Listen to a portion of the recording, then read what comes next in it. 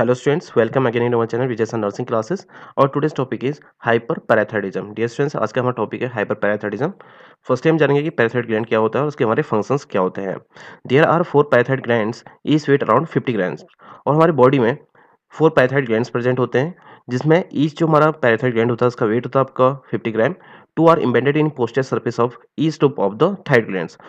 और dear student, जो parathyroid gland होती है हमारे थायराइड ग्लैंड के पोस्टीरियर सरफेस में प्रेजेंट रहती है, जिसमें हमारे 2 पैराथायरॉइड ग्लैंड हमारे ईच लोब्स में प्रेजेंट रहते हैं. डियर स्टूडेंट, जैसा आप इमेज में देख सकते हैं, जो थायराइड ग्लैंड होते हैं इसके 2 लोब्स होते हैं और उसमें ईच लोब के पीछे हमारे 2 पैराथायरॉइड ग्लैंड प्रेजेंट रहते हैं. They are surrounded by fine connective tissue capsule that contain spherical cells. और जो हमारे पैराथायरॉइड ग्लैंड होते हैं ये हमारे कनेक्टिव टिश्यू से सराउंडेड रहते हैं, जिसमें हमारी सैफ्रिकल सेल्स प्रेजेंट होती हैं. There are 2 types of cells are present in the parathyroid gland. Dear student, जो हमारे पैराथायरॉइड ग्लैंड्स होती हैं इसमें 2 टाइप की सेल्स प्रेजेंट होती हैं. फर्स्ट आता है आपका चीफ सेल्स, सेकंड आता है आपका ऑक्सीफिल सेल्स. डियर स्टूडेंट, जो चीफ सेल्स होती है ये हमारे पैराथायरॉइड जो हार्मोन्स होते हैं उसका सिंथेसिस करने में और उसका रिलीज करने में हेल्प करते हैं. डियर स्टूडेंट, जो ऑक्सीफिल सेल्स होते हैं ये हमारे एज के अकॉर्डिंग ही नंबर में बढ़ते जाते हैं. जैसे जैसे हमारी एज बढ़ती जाती है वैसे ही हमारी जो ऑक्सीफिल सेल्स के नंबर है वो हमारे इंक्रीज होते रहते हैं. नेक्स्ट हम बात करेंगे फंक्शंस ऑफ पैराथायरॉइड ग्लैंड के बारे में. फर्स्ट आपका regulation of blood calcium level. जो हमारा पैराथायरॉइड ग्लैंड होता है ये हमारे ब्लड में कैल्शियम के लेवल को रेगुलेट करता है. And absorption of calcium from food by the intestine. और ये हमारे इंटेस्टाइन में फूड में जो हमारा कैल्शियम प्रेजेंट होता है उसको एब्जॉर्ब करने का काम करता है. एंड इंक्रीज री absorption of calcium by the kidney. और ये हमारे किडनी में जो रीअब्जॉर्प्शन होता है कैल्शियम का उसको इंक्रीज करता है. And some action of parathyroid hormone are increase by presence of vitamin D. और विटामिन डी की प्रेजेंस में जो हमारे पैराथायरॉइड हार्मोन्स होते हैं उसके एक्शन हमारे इंक्रीज हो जाते हैं. अब हम बात करेंगे इंट्रोडक्शन ऑफ हाइपरपैराथायरिज्म के बारे में. It is parathyroid gland disorder. जो हमारा हाइपरपैराथायरिज्म है एक पैराथायरॉइड ग्लैंड का डिसऑर्डर है. It is developed by over production of parathyroid hormones by the parathyroid glands, is characterized by bone decalcification and the development of renal कैल्कुलाई.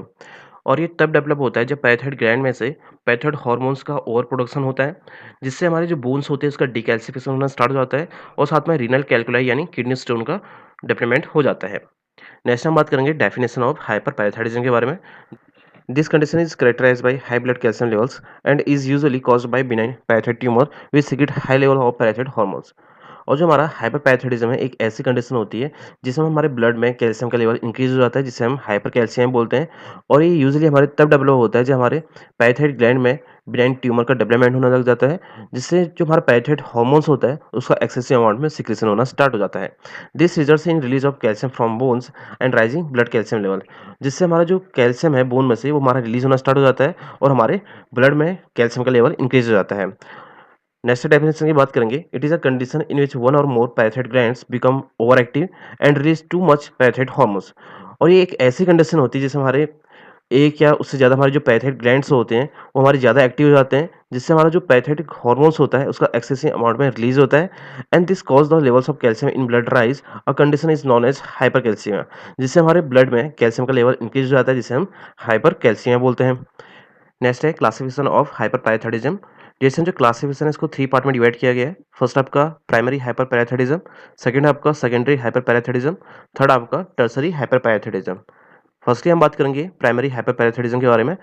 It occur when parathyroid glands produce too much parathyroid hormone which causes the level of calcium in blood to rise.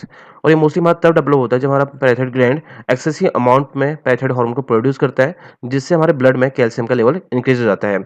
It is most commonly developed by benign growth on the gland and enlargement of at least 2 glands.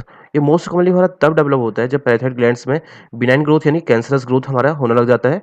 और इसके अलावा ये तब develop होता है जब हमारे at least 2 glands में आपका इनलार्जमेंट हो जाता है, तो आपका प्राइमरी हाइपरपैराथायरिज्म डेवलप हो जाता है. नेक्स्ट हम बात करते हैं सेकेंडरी हाइपरपैराथायरिज्म के बारे में. In secondary hyperparathyroidism the over activity of the parathyroid glands occurs in response to another condition that is causing calcium loss. और जो हमारा सेकेंडरी हाइपरपैराथायरिज्म होता है जिसमें पैराथायरॉइड ग्लैंड की हमारी ओवर एक्टिविटी होती है, ये हमारे जो अदर डिजीज कंडीशंस होती हैं उसके द्वारा डेवलप होती है, जिससे हमारा जो कैल्शियम है वो हमारे बॉडी से लॉस हो जाता है. Parathyroid over activity is attempt on the bodies part two keep the calcium level normal. जो हमारा पैराथायरॉइड की जो ओवर एक्टिविटी होती है ये हमारा जो बॉडी का कैल्शियम लेवल होता है उसको नॉर्मल रखने में हमारा हेल्प करता है, जब हमारे बॉडी से एक्सेसिव अमाउंट में कैल्शियम का लॉस हो जाता है. इसके कुछ एग्जांपल है. Condition that lower the calcium level include kidney failure, severe vitamin D deficiency and severe calcium deficiency. और हमारी कुछ कंडीशंस होती है जिसमें हमारी जो कैल्शियम है उसका एक्सेसिव अमाउंट में बॉडी से लॉस हो जाता है, जैसे कि आपका किडनी फेलियर। अगर हमारा कोई पेशेंट किडनी फेलियर का है तो उसमें हमारा एक्सेसिव अमाउंट में कैल्शियम का बॉडी से लॉस हो जाता है। And severe vitamin D deficiency, जब हमारी विटामिन डी की डेफिशिएंसी हो जाती है तो इसके द्वारा भी हमारा कैल्शियम का लॉस हो जाता है। एंड सीवियर कैल्शियम डेफिशिएंसी, और हमारे बॉडी में जब एक्सेसिव अमाउंट में कैल्शियम की डेफिशिएंसी हो जाती है तो इसके द्वारा भी हमारा एक्सेसिव कैल्शियम का लॉस हो जाता है, जिससे हमारा सेकेंडरी हाइपरपैराथायरिज्म डेवलप हो सकता है। नेक्स्ट हम बात करते हैं टर्सरी हाइपरपैराथायरिज्म के बारे में। It occurs when parathyroid gland keep making too much parathyroid hormone after calcium level return to normal. और जो हमारा टर्सरी हाइपरपैराथायरिज्म होता है, एक ऐसी कंडीशन होती है जब हमारा कैल्शियम का जो लेवल होता है हमारा नॉर्मल आ जाता है, उसके बाद भी हमारा जो पैराथायरॉइड ग्लैंड्स होती है वो ओवर एक्टिविटी करती है, जिससे हमारा पैराथायरॉइड हार्मोन होता है उसका एक्सेसिव अमाउंट में सिक्रेशन होता है और कैल्शियम का अमाउंट हमारा बढ़ जाता है। This type usually occurs in people with chronic kidney problems. और हमारा जो टर्सरी हाइपर पैराथायरिज्म होता है ये मोस्टली जो क्रोनिक किडनी डिजीज वाले पेशेंट होते हैं उनमें देखने के लिए ज़्यादा मिलता है। नेक्स्ट हम बात करेंगे इटियोलॉजी यानी कॉजेज ऑफ हाइपर पैराथायरिज्म के बारे में। फर्स्ट आपका इनहेरिटेड कंडीशन, कुछ हमारी ऐसी इनहेरिटेड कंडीशन होती है जिससे आपका हाइपर पैराथायरिज्म डेवलप हो जाता है, such as multiple endocrine neoplasia type 1 डिएसएन। जो हमारा मल्टीपल एंडोक्राइन जो न्यूप्लेसिया होता है ये ग्रुप ऑफ डिसऑर्डर होता है जो हमारे बॉडी के हार्मोन प्रोड्यूस जो ग्लैंड्स होते हैं उसको अफेक्ट करता है, जिससे आपका पैराथायराइड का एक्सेसिव सिक्रेशन हो जाता है। And have a long history of calcium and vitamin D deficiency. और किसी पेशेंट की कैल्शियम और विटामिन डी की डेफिशिएंसी की लॉन्ग हिस्ट्री है तो उसके द्वारा भी डेवलप हो सकता है। नेक्स्ट है आपका adenoma. It is most common cause of hyperparathyroidism. और जब एपिथेलियल टिश्यू में बिनाइन ट्यूमर की ग्रोथ हो जाती है तो उसे हम एडिनोमा बोलते हैं, जो हमारा मोस्ट कॉमन कॉज है हाइपरपैराथायरिज्म का। नेक्स्ट आता है आपका hyperplasia. Two or more parathyroid glands become enlarge, this is called hyperplasia. और जब दो या दो से ज़्यादा पैराथायरॉइड ग्लैंड्स में इनलार्जमेंट हो जाता है तो उसे हम हाइपरप्लेजिया बोलते हैं।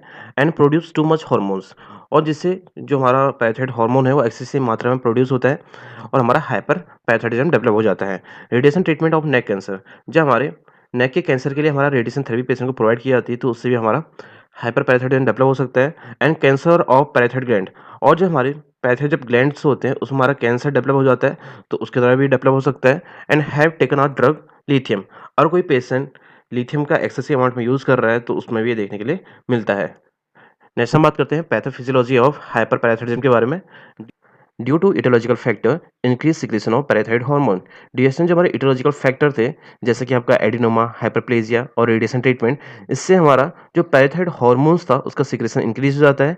And increase calcium absorption in GI and bone decalcification, जिससे हमारा जो जीआई सिस्टम होता है वहाँ पर को कैल्शियम का एब्जॉर्प्शन इंक्रीज हो जाता है और हमारा बोन का डिकैल्सिफिकेशन होना स्टार्ट हो जाता है। And excessive circulation of parathyroid hormones leads to bone damage, hypercalcemia and kidney damage.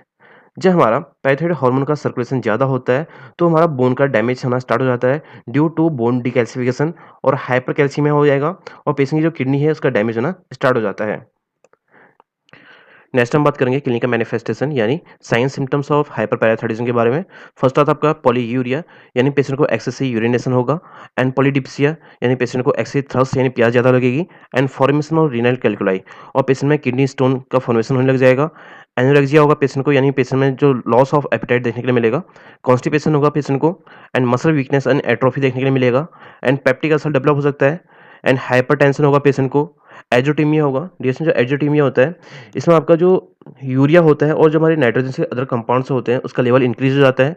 And back H and joint pain and bone pen, patient को बैक पेन होगा, जॉइंट्स में पेन होगा, साथ में हमारे बोन्स में भी पेन देखने के लिए मिलेगा।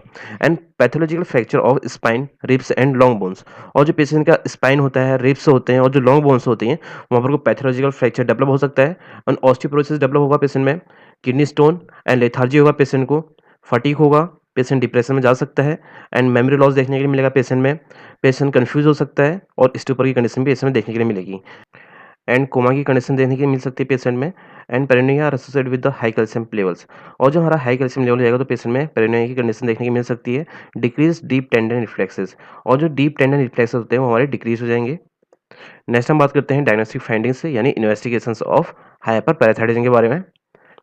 फर्स्ट है आपका history collection and physical examination.